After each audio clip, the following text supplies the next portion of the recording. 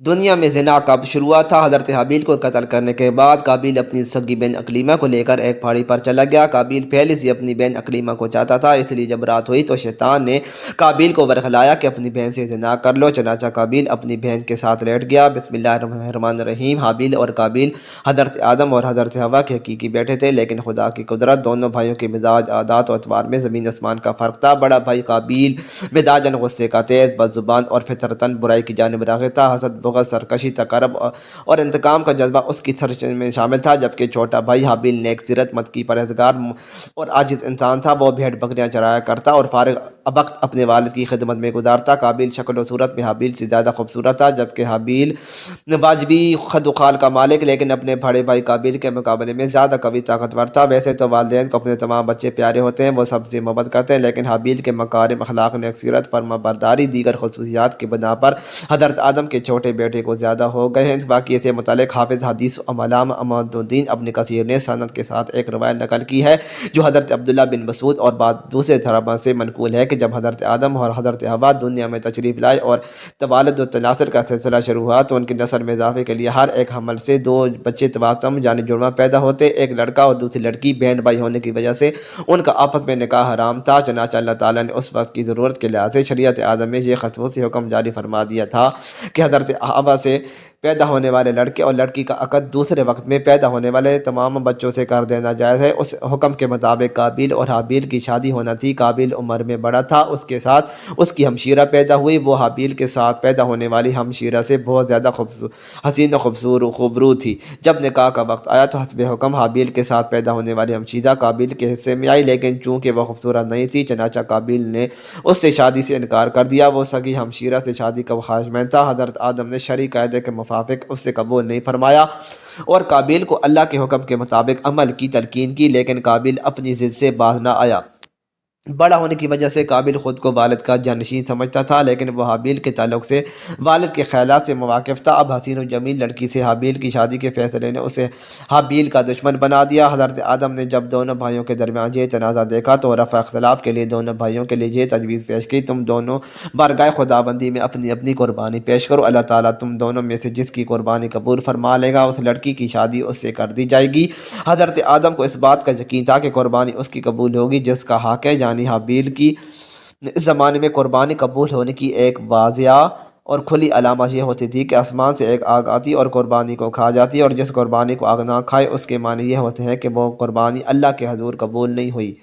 قرآن کریم میں اللہ تعالیٰ نے حضرت آدم کے دونوں بیٹوں کا قصہ قیامت تک آنے والے نسلوں کے لیے عبرت اور نصیحت کے طور پر پیش کیا ہے۔ اللہ تعالیٰ اپنے محبوب رسول اور نبی آخری زمان کو مخاطب کرتے ہوئے فرماتا ہے، اے محمد آپ ان کو آدم کے دونوں بیٹوں کے حالات بالکل صحیح پڑھ کر سنا دیں۔ جب ان دونوں نے نذرانہ پیش کیا تو ایک کی نیاز تو قبول ہو گئی اور دوسرے کی قبول نہیں ہوئی، تو وہ قابیل کہنے لگا میں تجھے قتل کر دوں گا۔ اس حابیل نے کہا اللہ پرہیزگاروں کو ہی نظر قبول فرماتا ہے، اگر تو مجھے قتل کرنے کے لیے مجھ پر ہاتھ چلائے گا تو میں تیرے قتل کی طرف ہرگز ہاتھ نہیں بڑھاؤں گا۔ مجھے تو اللہ رب العالمین سے ڈر لگتا ہے، میں تو چاہتا ہوں کہ تو میرا گناہ اپنے گناہ دونوں اپنے سر پر رکھ لے، پھر دوزخیوں میں شامل ہو جا۔ ظالموں کا یہی بدلہ ہے۔ پس اسے اس کی نفس نے اپنے بھائی کے قتل پر آمادہ کر دیا، اس نے اسے قتل کر ڈالا اور خسارہ اٹھانے والوں میں سے ہو گیا۔ حضرت آدم نے دونوں بھائیوں کو حکم دیا کہ وہ اللہ کے حضور قربانی پیش کر دیں۔ اسی اثناء میں اللہ تعالیٰ نے حضرت آدم کو حج کی ادائیگی کے لیے مکہ مکرمہ جانے کا حکم فرمایا۔ حضرت آدم قابیل کی جانب سے متفکر تھے، چنانچہ حج کے سفر پر جانے سے پہلے آپ نے دونوں بیٹوں کو بلا کر نصیحت کی، بارگاہ خداوندی سے جو بھی فیصلہ آئے اسے دونوں بھائی بخوشی قبول کریں اور آپس میں مل جل کر رہیں۔ اس ہدایت نصیحت کے بعد حضرت آدم مکہ مکرمہ روانہ ہو گئے۔ قابیل باپ کی نصیحت کی وجہ سے قربانی دینے پر آمادہ ہوا تھا، چنانچہ دونوں نے قربانیاں پیش کی۔ حابیل بکریوں والے تھے، چنانچہ انہوں نے ایک نہایت عمدہ، خوبصورت اور فربا بکری راہ خدا میں قربانی کے لیے پیش کی۔ قابیل کھیتی باڑی کرتا تھا، لہذا اس نے فضول اور رڈی فصل کا ایک گٹھا قربانی میں دیا۔ اللہ نے حابیل کی قربانی قبول فرما لی مگر قابیل کی قبول نہیں ہوئی۔ اس زمانے میں قربانی کی قبولیت علامہ یہ ہوتی تھی کہ آسمان سے ایک شعلہ نیچے اترتا، وہ قربانی کے لیے پیش گئی شے کو جلا کر بھسم کر دیتا۔ اس کا مطلب یہ تھا اللہ نے قربانی قبول فرمائی۔ یہ دیکھ کر قابیل غضبناک ہو گیا اور حسد کی آگ میں جل کر بولا، میں تجھے جان سے مار ڈالوں گا۔ حابیل نے کہا، بھائی جان، اس میں میرا قصور ہے؟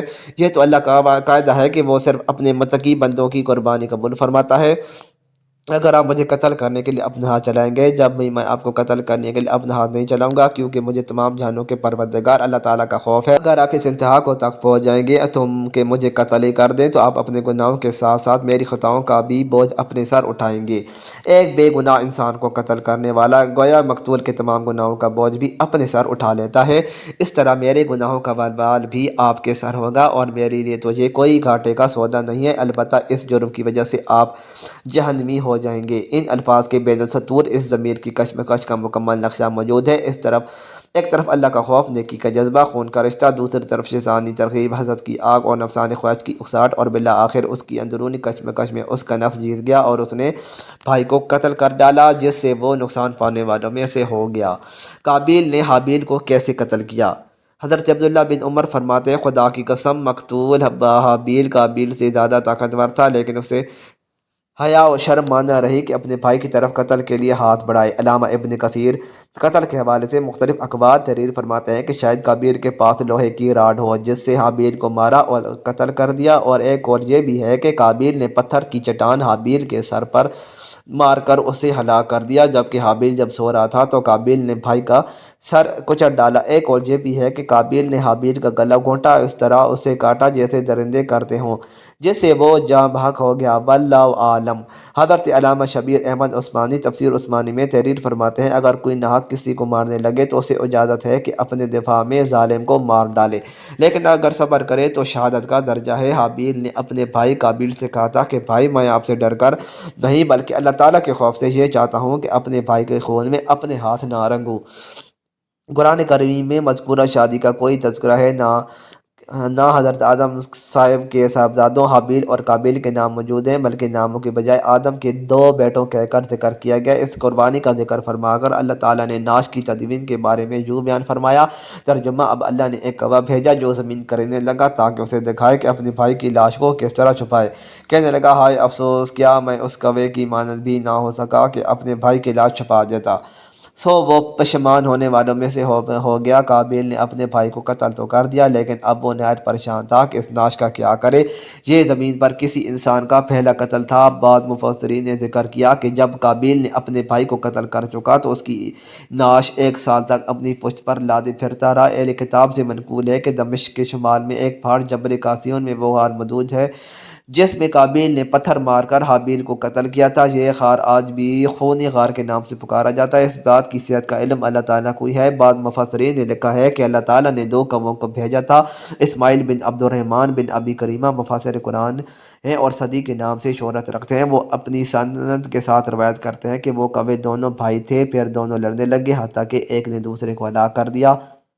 پھر وہ قتل کے بعد زمین کی طرف جھکا اور اسے کھونے لگا، پھر گڑھے میں کوے کو ڈالا اور اسے دفن کر کے چھپا دیا۔ جب قابیل نے یہ سب دیکھا تو پکار اٹھا، ہائے افسوس، میں اس کوے کی طرح ہونے سے بھی عاجز ہو گیا کہ اپنے بھائی کی لاش چھپا لوں۔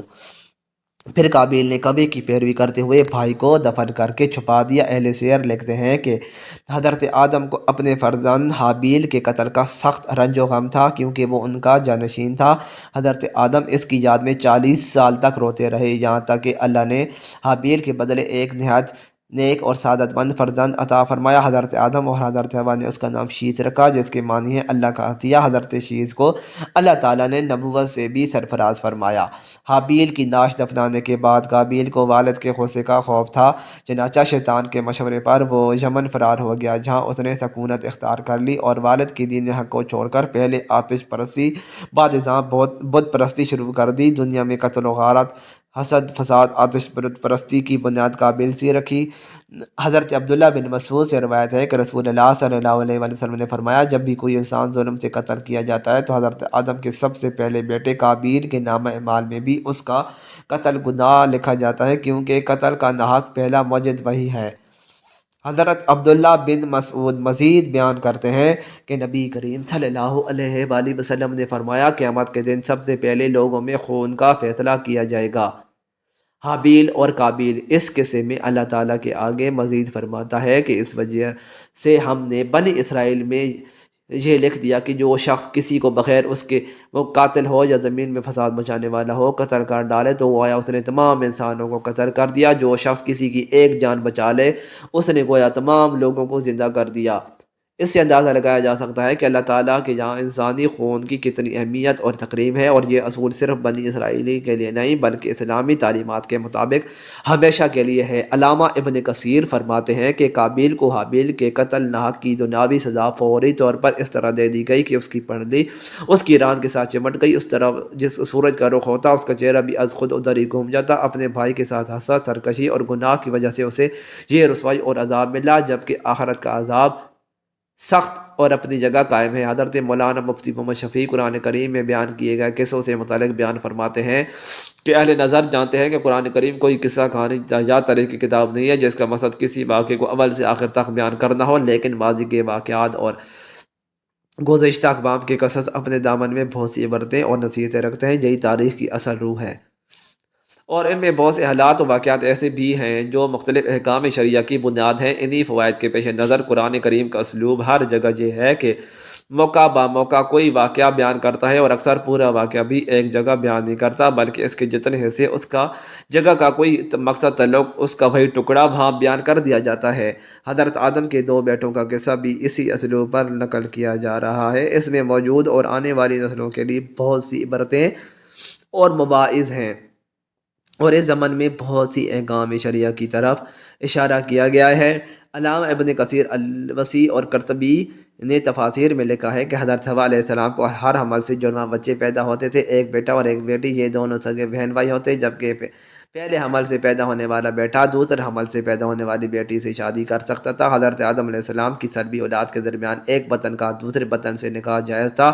جب حضرت آدم حوا دنیا میں آئے تو توالد و تناسل کا سلسلہ شروع ہوا، تو ہر ایک حمل سے ان کے دو بچے پیدا ہوئے، ایک لڑکا اور دوسری لڑکی۔ اس وقت جب کہ حضرت آدم علیہ السلام کی اولاد میں سوائے بہن بھائیوں کے کوئی نہ تھا، بھائی کا آپس میں نکاح نہیں ہو سکتا تھا، تو اللہ تعالیٰ نے اس وقت کی ضرورت کے لحاظ سے شریعت آدم علیہ السلام میں یہ خصوصیت حکم جاری فرمایا کہ ایک حمل سے جو لڑکا اور لڑکی پیدا ہو وہ آپس میں حقیقی بہن بھائی سمجھے جائیں گے اور ان کے درمیان نکاح حرام ہوگا، لیکن دوسرے حمل سے پیدا ہونے والے لڑکے کے لیے پہلے حمل سے پیدا ہونے والے لڑکی حقیقی بہن بھائی کے حکم میں نہیں ہوگی بلکہ ان کے درمیان رشتہ جائز ہوگا۔ حضرت آدم علیہ السلام کی شریعت میں ضرورت نواسر کی وجہ سے یہ جائز تھا، اس کے علاوہ اور کوئی شکل نہ تھی۔ اس کو اللہ تعالیٰ نے اس وقت جائز فرما دیا تھا چونکہ بعد میں اس کی ضرورت نہ رہی، اس لیے پھر حضرت آدم علیہ السلام کے بعد آنے والی ہر شریعت میں اس کو منع کر دیا گیا کہ کوئی بہن بھائی آپس میں شادی نہیں کر سکتا تھا۔ قابیل کے ساتھ جو لڑکی پیدا ہوئی وہ بے انتہا خوبصورت تھی،